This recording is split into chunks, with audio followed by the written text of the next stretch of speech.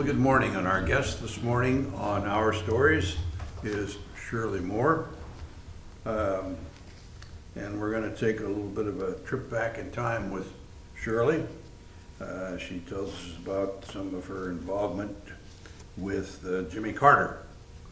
So, Shirley, you indicated to me that you attended a meeting in September of 1975, and you'd been involved in politics prior to this, so this was not a first-time kind of event. But was there something in particular that caused you to have an interest in going to this particular meeting? Well, he was running for president, and I wanted to hear what he had to say. I'd read about him, Yeah. and I knew a little bit about his past experience as governor and so forth, but nevertheless, to see him in person, I wanted to see him. And this was at Richmond? Yes. Yeah, Mm-hmm. okay. What kind of crowd did he draw? It was a small crowd. Small crowd, huh? Yeah, small crowd. But this was early in his campaign. Yes, though, but, uh-huh. Yeah, right, Yes. so, That was in '75, the whole year before the election. yeah, so. But at the meeting, you decided to sign up to volunteer to help, huh? Yes, after the meeting, they Yeah. had a paper that if you would be interested in volunteering, and I'd done that before, so I decided to sign up. Sure, okay, yeah. Following that, you attended a meeting in Bloomington and making more of a commitment to the Carter candidacy. And you began to feel like that there were things that he wanted that you identified with, huh? That you seemed to be kind of in your way of thinking as well, so. Yes, I liked him, and of course, the group we met with in Bloomington, it was the Reverend James Wall, who was the head of the Illinois delegation or commitment for Carter. And I didn't decide that night I was asked if I would consider being a delegate, and I didn't decide that night because we had a younger daughter and it would impact, my husband was a lawyer, would impact Yeah. our family life, so I thought it over. And we talked it about as a family, and then they said, go for it. So, so I decided I would do it. Yeah. So, right away, they tell you, okay, we want you to set up a rally at the airport for, Well, that was a little bit later on. A little bit later on, A little huh? bit later on. Yeah. They decided they wanted to run 6 of us as a slate for Carter delegates and 3 alternates, and we did. That's how we did that. And then it was quite a while later on, I got the call. The president, or candidate Carter, was in making any stops in Illinois, and he wanted to make one in Decatur, and could I put a rally together? So got on the phone, called friends, had friends calling other friends, that he was only going to be here for about 25 minutes. Yeah. But prior to his coming, the airport Secret Service came and went completely over the room with a metal detector even up in the ceiling.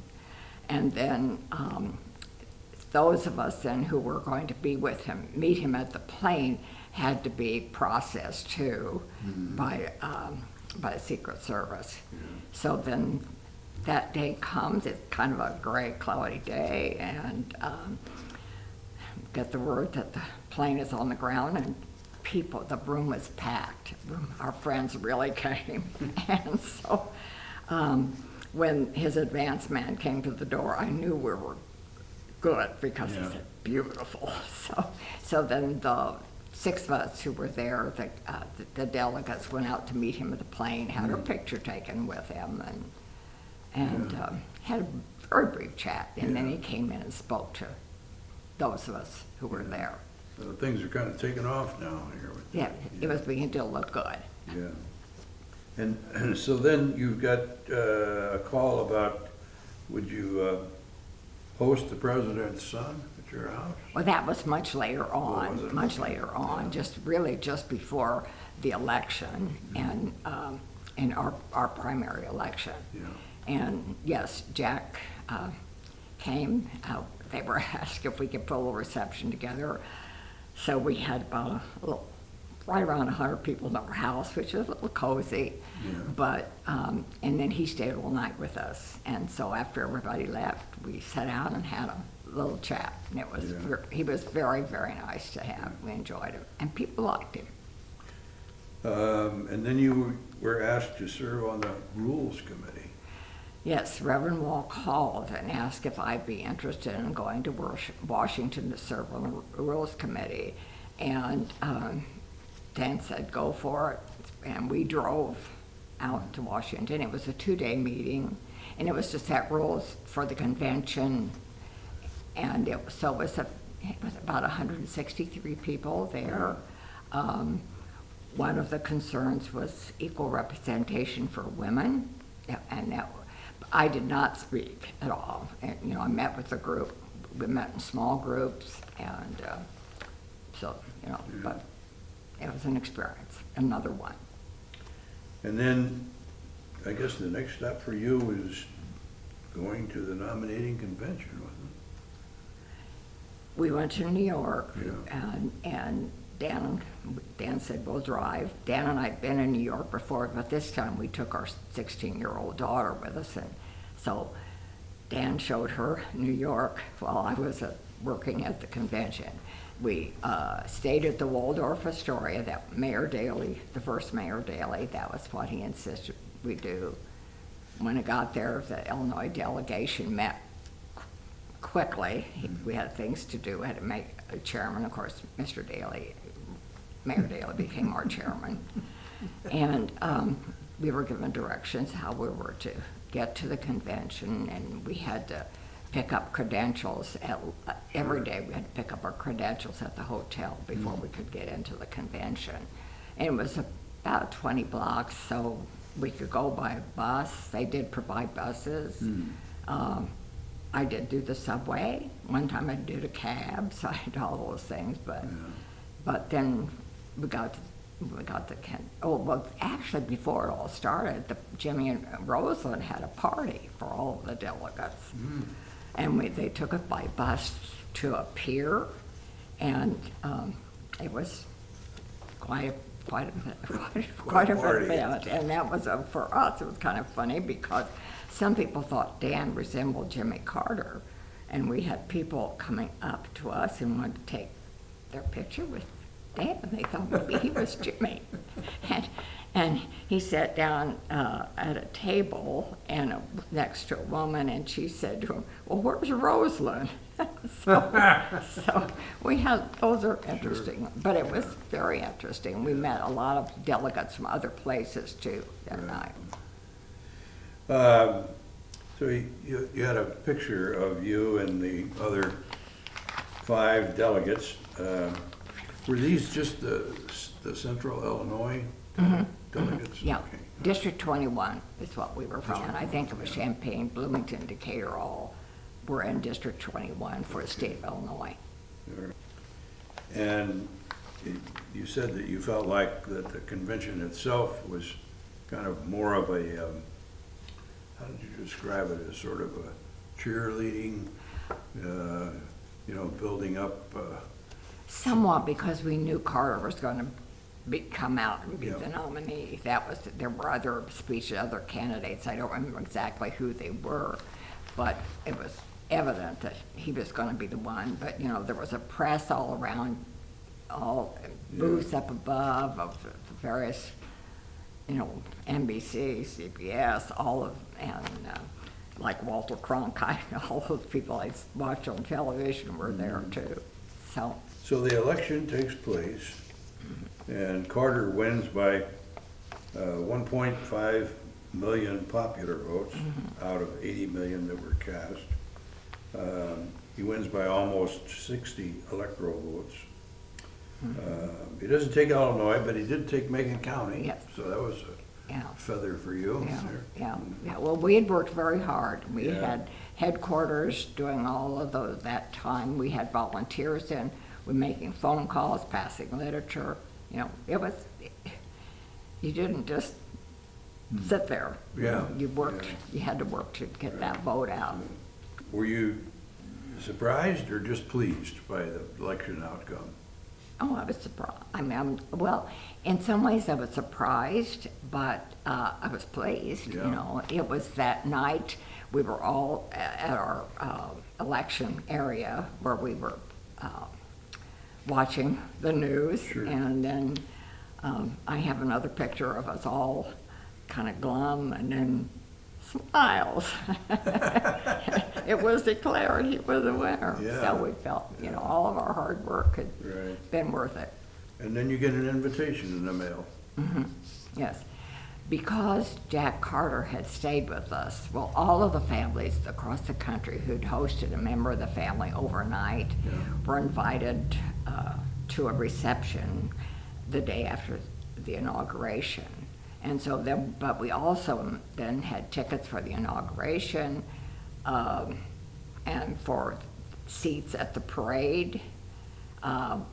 One of the parties we had, and so Dan and I drove out to DC and were able to attend all those things. And then, of course, the big thing was that the day after inauguration, we were invited to the White House, all of those who had hosted somebody of the family. And so, but we had to be all checked out before we got on the bus. Yeah. Well, we Yeah. had to let them know we were going to accept, and so we were checked out. And then on the bus, they checked us off, and then we were driven to the White House, and there we were, invited in, Yeah. and they had a little coffee, that kind of thing. Yeah. And then we went into the room, into the hallway to shake hands with President and Mrs. Carter under the Great Seal. That was quite a moment. I mean, there's so much there that must have been just so terribly memorable to you, you know? Oh, it has, and as you know, I've kept Sure. kept my badges, and I received an honorary badge for having participated in that convention. Yeah, it was, Things you probably never dreamed you'd be doing. I know, the day that I signed up to volunteer, I would never have believed I was gonna shake his hand in the White House in a year, Yeah, but, so you never know. yeah. And so sign up, who knows? Who knows where you'll go. Yeah, yeah. Well, then Rosalind comes knocking at your door to, Well, 4 years later, when the time to start another term, Yeah, and of right. course, when he was running against Ronald Reagan, I had been gone, but when I got home, there was this message that I was to call this number for the White House. And I happened, that was back when the operators sat next to one and then they plugged in, you know, that. And Yeah. so I happened to have a friend who was one of the operators, and she told me this later, that I had to call the number and say, I'm to call this number at the White House. And she said this operator who got that message from me said, this lady thinks the White House is calling her. Well, it turned out it was Rosalind Carter. And what she was encouraging me is to run as a delegate in that second time. But I told her then, I said, when I first ran, there weren't that many people interested in running Carter delegates. Yeah. Now there are a lot of people, so I will step back but it was a nice conversation. Yeah. She thanked me for running before, for Yeah. being there for him. but later you and Dan made a trip to Plains, right? Yes, we did go to Plains, and we went to their original home in Plains, and it was open, just open. It was out in the country, more or less, and we did do that. And then we went to the museum in Plains, and Jimmy Carter was there, but we just never seemed to connect with him. He was working on some kind of a project, and he would be at the hardware store, he'd be someplace else, but we just kept missing him, so, but we did that. So out of all this, what do you think was the most memorable part for you? I suppose standing there shaking his and Rosalind's hand in the Yeah. White House, Yeah. knowing that I probably would never, have this occasion again. I didn't anticipate it, Yeah. that I ever would, and how just signing up to Yeah. help. You never know. Well, thanks for this trip down your memory lane. Yeah. It was really interesting to hear about your experience with the Carters, and I know it's something that you've really cherished, and but I'm sure it was a lot of hard work too. Well, it was a lot of work, Yeah. but my family supported me. Yeah. Our older daughter was in college, our younger daughter was in high school, and of course Dan had a law practice to work Yeah. at, but they encouraged me to do it and helped me whenever I needed help. Yeah. And of course, like the party for Jack Carter House, became things, got on the phone, called when Sure. I needed help like that too. So it was great. It was a wonderful thing. Well, it's a great story, and really thank you very much for sharing it with us. You're welcome.